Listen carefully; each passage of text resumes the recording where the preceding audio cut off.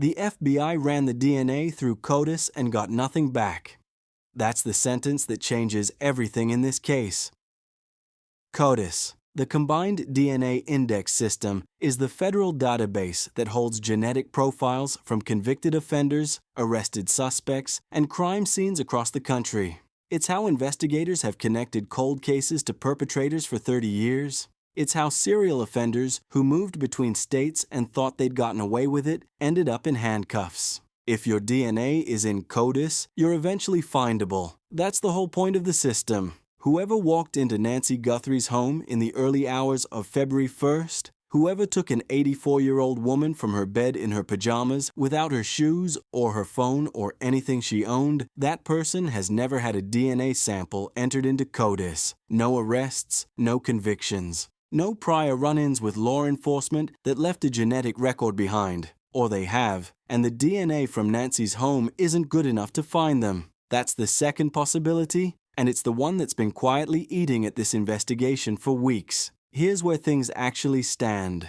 The DNA evidence collected from inside Nancy Guthrie's home in the Catalina foothills, the evidence that investigators have been running through labs that went to a Florida facility for additional analysis, that everyone has been pointing to as the most likely path to identifying a suspect, that DNA is mixed. Mixed means it came from more than one person. In this case, what that likely means in practice is that you have a sample that's predominantly Nancy's own DNA with a smaller contributor present, maybe 90% hers, 10% somebody else's, possibly less. And here's the problem with that. When you run genetic genealogy, when you try to build a family tree from a DNA sample to identify someone who isn't in any database, you need enough genetic markers from the contributor you're trying to identify to make the analysis work. If 90% of what you have is the victim's profile, that 10% from the other contributor might not give the lab enough to work with. The technique that cracked the Golden State Killer case that identified Brian Kohberger in the Idaho murders, that technique requires a viable sample. Mixed DNA can make a viable sample nearly impossible. Think about what a CODIS empty result actually tells you. It doesn't tell you there's no DNA. There is DNA collected from inside the house, processed at a lab, run through the system. It tells you that the person who left that DNA has never been entered into that system. CODIS holds profiles from people arrested or convicted of qualifying offenses in all 50 states. It holds profiles from crime scenes across the country going back decades. The FBI maintains it. Law enforcement agencies contribute to it. There are over 20 million offender profiles in it right now. None of them matched. That means one of a few things. The person who took Nancy Guthrie has never been arrested for a serious crime in the United States. Or they were arrested somewhere that doesn't routinely submit profiles. Or, and this is the uncomfortable possibility, the DNA collected from her home wasn't clean enough to generate a profile that could successfully run through the system. An inconclusive CODIS result can mean no match, but it can also mean the sample was too degraded or too mixed to produce a result at all. Investigators haven't specified which it was. What they've said is that CODIS didn't provide leads, and they're moving to the next option. I want to talk about genetic genealogy today because I don't think most coverage of this case has really explained what it is, how it works, and why the Nancy Guthrie situation is harder than the cases that made it famous. Because understanding the tool is the only way to understand what investigators are actually up against right now. Subscribe before we go further. This is the kind of coverage I do on this channel, the detailed investigative breakdown that goes past the headline. I post every development in this case as it happens. If you're not subscribed, you're going to miss things. Genetic genealogy, at its core, is not about finding a direct match. It's about finding relatives. When a traditional DNA search, CODIS, or law enforcement databases comes back empty, genetic genealogy takes that same sample and uploads it to consumer ancestry platforms like GEDmatch or Family Tree DNA. These are the databases where ordinary people voluntarily submit their DNA to find cousins they didn't know existed, trace family origins, build out their family trees. Millions of profiles? The technique looks for partial matches, not a perfect hit, but someone who shares enough genetic markers with the unknown contributor to suggest a family relationship. A second cousin? A half-sibling? Somebody who can anchor a family tree. And then human genealogists, researchers who actually know how to build family trees from raw data, work outward from those partial matches.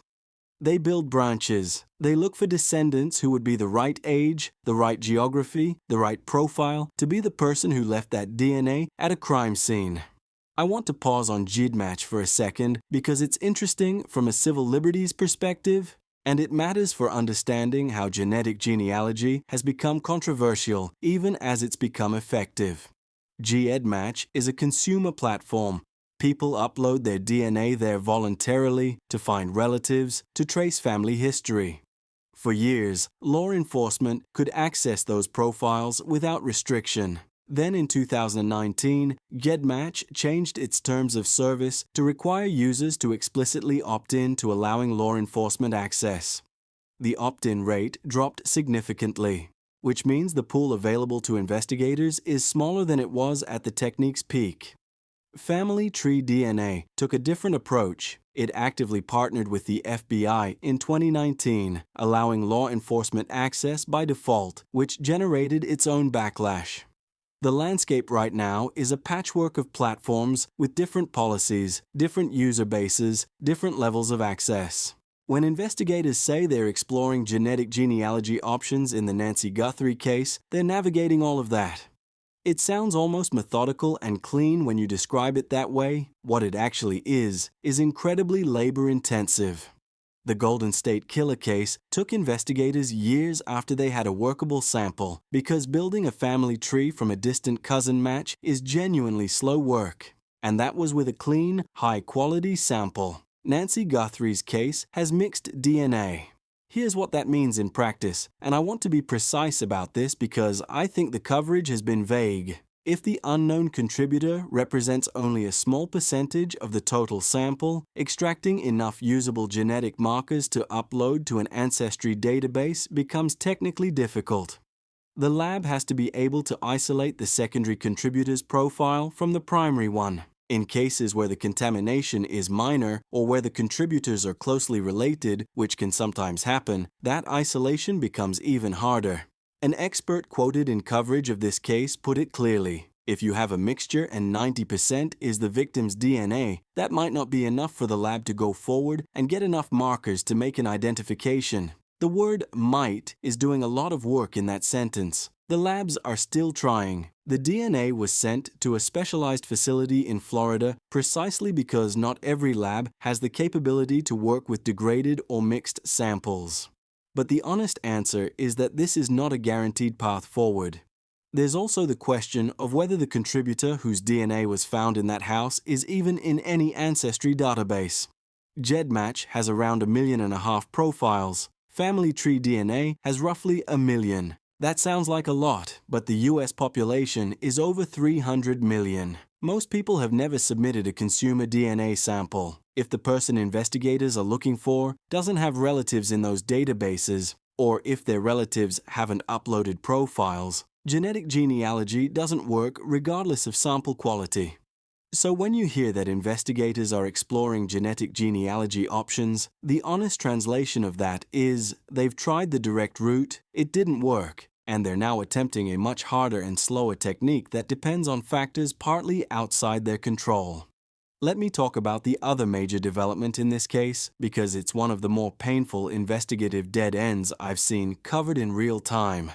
A few weeks into the investigation, searchers found a pair of black gloves approximately 2 miles from Nancy Guthrie's home. That's a significant detail. The person captured on the security camera at Nancy's front door the morning she disappeared was wearing gloves, dark gloves, part of a deliberate disguise that also included a mask and a large backpack. Finding gloves in the area after a kidnapping is exactly the kind of physical evidence that can break a case open.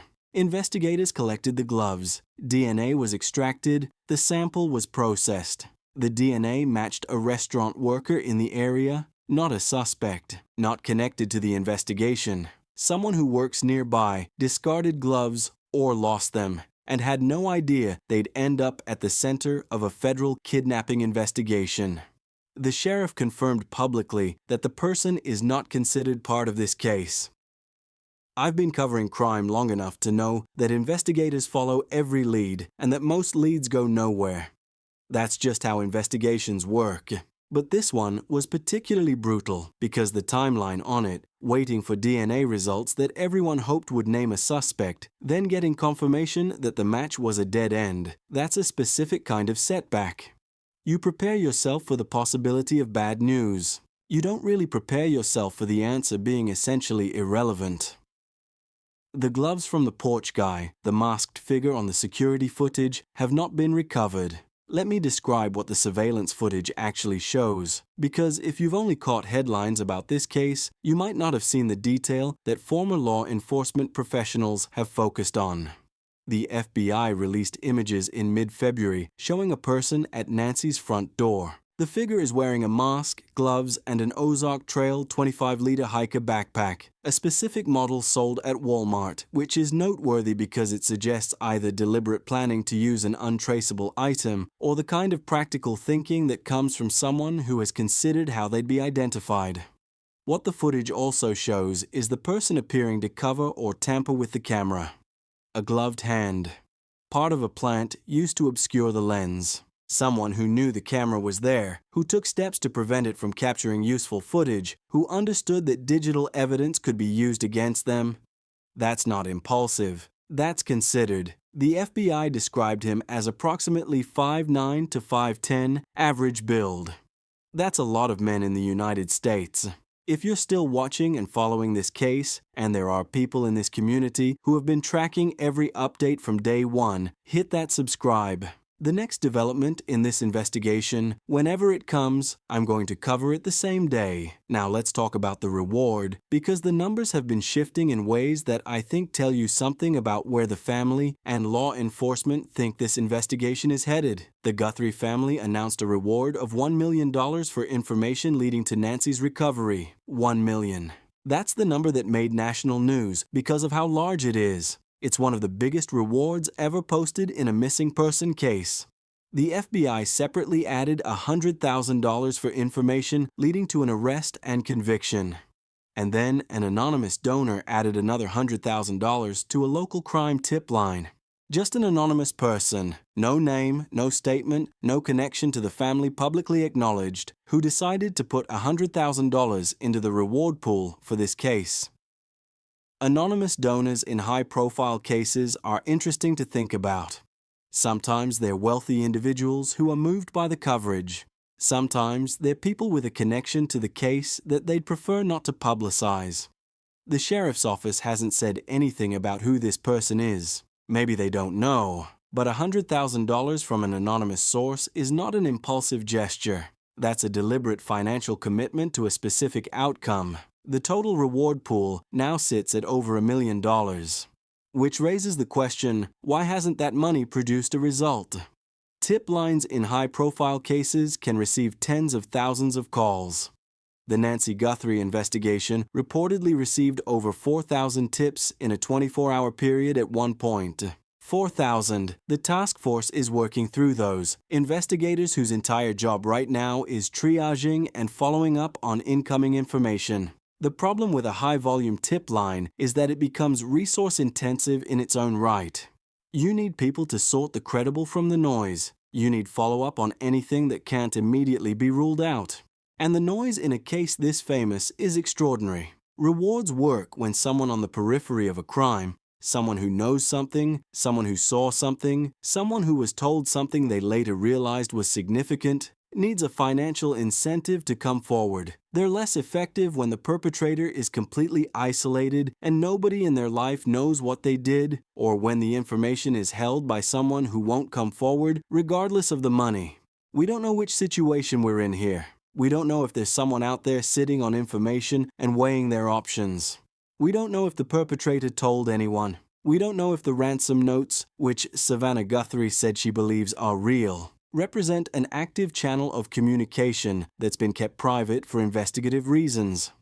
There's also the question of the ransom notes. which I don't think has gotten nearly enough attention in the coverage of this DNA development. Multiple ransom notes were submitted in this case to different parties through different channels. Savannah Guthrie, in her first public interview, said she believes that 2 of them, the ones sent to a local television affiliate, are real. Not a hoax, not a distractor, real communications from whoever is responsible. If those notes are real, they represent a parallel investigative track that's entirely separate from the DNA question. Whoever wrote them left traces, linguistic patterns, paper choices, delivery methods, content. Forensic linguists can analyze writing for regional markers, educational background, habitual patterns.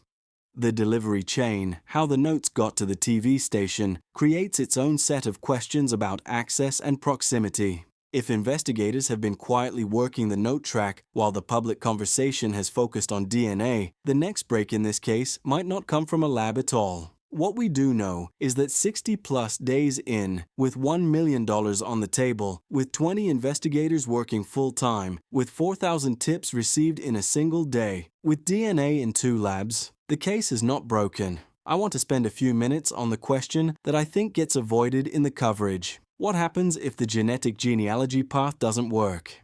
This is uncomfortable to say, but I think it needs to be said. The DNA from Nancy's home may or may not be workable for genetic genealogy. The sample quality is uncertain. The ancestry databases may or may not contain relatives of whoever left that DNA.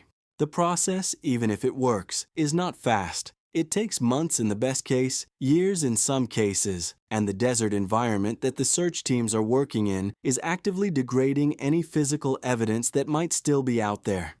There are investigations that break on DNA. There are investigations that break on tips, on digital forensics, on a witness who sees something and calls it in, on financial records that reveal an unexpected connection.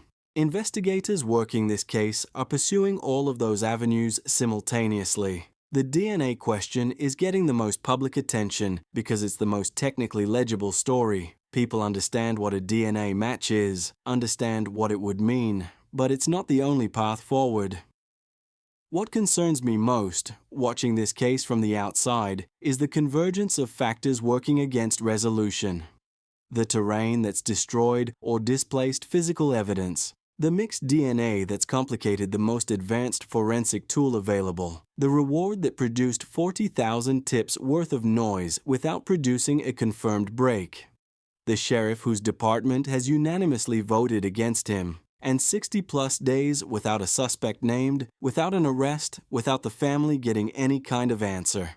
Nancy Guthrie is 84 years old. She was taken in her pajamas, without her shoes, in the middle of the night. Savannah Guthrie goes on television and says she wakes up every night imagining her mother's terror. The task force is still running. The DNA is still being analyzed. And somewhere outside Tucson, the Sonoran Desert has been sitting in the same 100-degree heat for 2 months, doing what deserts do. Here's the question I want to leave you with, and I want your actual answer in the comments, because this community thinks about these things more carefully than most. We now know that the direct DNA route failed. We know that genetic genealogy is being attempted with a sample that experts have described as potentially unworkable. We know the gloves were a dead end. We know 60 days have passed without a suspect. If you're building this case, if you're one of those 20 investigators, where do you go next? What's the angle that hasn't been tried, or hasn't been tried hard enough? I genuinely want to know what you think, because sometimes the answer comes from outside the room. Subscribe if you're not already. This case is not over, and neither is this channel's coverage of it. I'll post the moment anything new breaks. $1 million? 4,000 tips in a day, 2 labs, 60-plus days, no suspect. Whatever comes next in this case, it's not going to be simple.